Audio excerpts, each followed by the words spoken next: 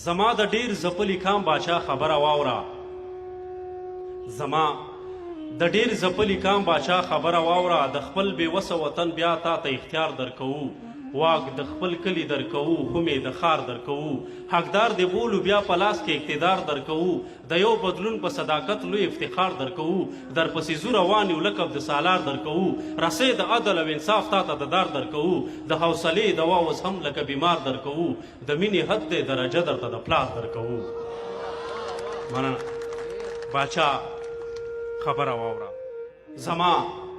د ډیر ځپلي کام باچا خبره واوره په دې سپېڅلې مقدسه خاوره جنګ ولیدی د دې حالاتو په قفس کې ولس تنګ ولیدی د دې ښایسته وطن تقدیر داسې بدرنګ ولیدی د هر سړي لاس په دې خپلو وینو رنګ ولیدی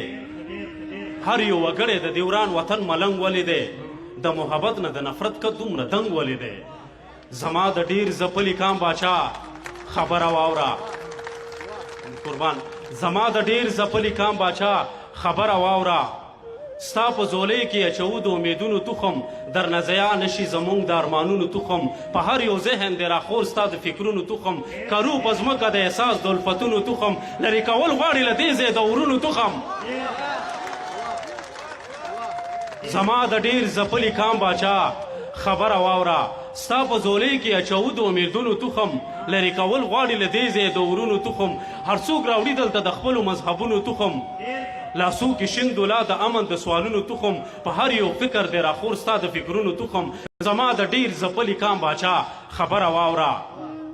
زما د ډیر ځپلي کام باچا خبره واوره په تورو ورځو کې د جنګ پړ د اسمان د امن په ځمکه جوړې کړي کوترې ماشومان د امن ورباندې خپې کېږدي د پاسه دښمنان د امن قسم په خدای له تندې مرو نشته باران د امن یوړو له ځان سره هر چا کور ته ارمان د امن